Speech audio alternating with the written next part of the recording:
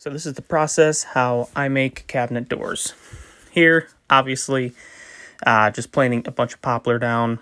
Poplar is what we typically use for painted doors just because it's got tighter grain. We can get it relatively decent price. So that's what we typically use.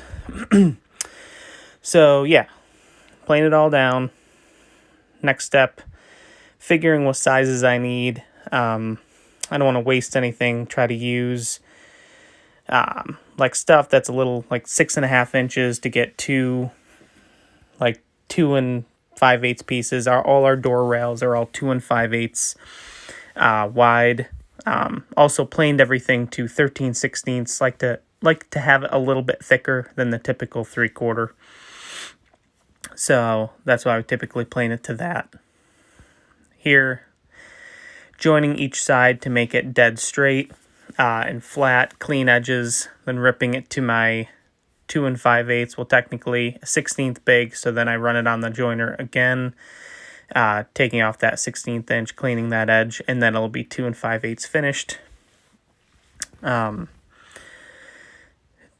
them all to length, I start out by squaring one side of every piece, because obviously the other machine or the other saw, when the board's in the rough, it just obviously doesn't cut it very square. So square each side, and then I go back through and cut them all to length.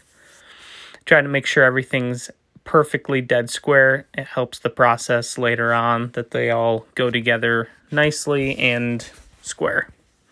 It's one of the biggest troubles you have when trying to glue them up, is making sure they're square. So here, running them through one of the machines to give it the groove. These are all the vertical rails, so they only get this groove in them. And I also like to do this process before measuring. Measuring will be the next process right here to get my exact length for I call them the horizontal rails. And I'd already squared these, so I just have to cut them to length. Checking to make sure which side I want up. Try to make sure if there's a bow to them, I run the bow all the same way.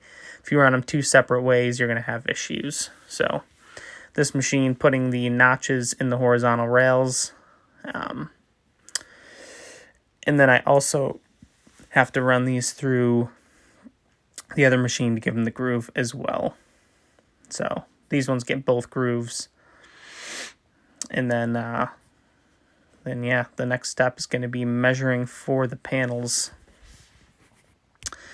Like to put them all, at least one of each size, together to make sure I get an exact dimension of what they're going to be. And then I usually subtract about a 1/16 of an inch so that there's a little room. They typically would float in there, but it gives me a little bit of room. Then cut them all. I use MDF. Used to use maple with MDF core, and had an issue with some of the run of wood that we had, so just switched over to just straight MDF, and it's come out a lot better. The stuff's flat. So yeah, works out a little bit better. Then gluing up. Glue them up, make sure they are all dead square. That is obviously, like I said before, incredibly important. You want them all to be square. Run into issues later on trying to get them matched up perfect. So unclamp them, put the clamps away. Typical step. But yeah, then belt sanding.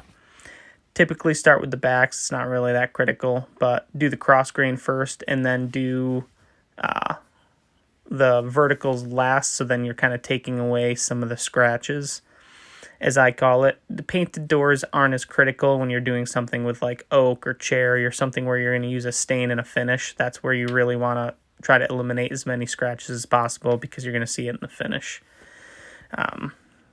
Just edge sanding, making sure they're all dead flat, dead smooth, especially the sides where the horizontal rails meet the vertical rails, so then it's just all dead smooth. And yeah, this is the edge sander. Got to make sure you drill it for the hinges. This machine is completely set up just specifically for those holes. Have marks on the machine, so we don't even have to measure, just drill them. The finish sanding step, making sure it's all dead flat, smoothing all the edges, the corners, filling any holes or gaps or any imperfections in the door. Want to make sure that everything is smooth and nothing's going to be imperfect once we paint it, which obviously sometimes there are imperfections in it, and then you just have to go through the filling step again, sand it a little bit, and then continue to paint. And I didn't really have the painting step in this, so have to see just what it looked like beforehand in my next video.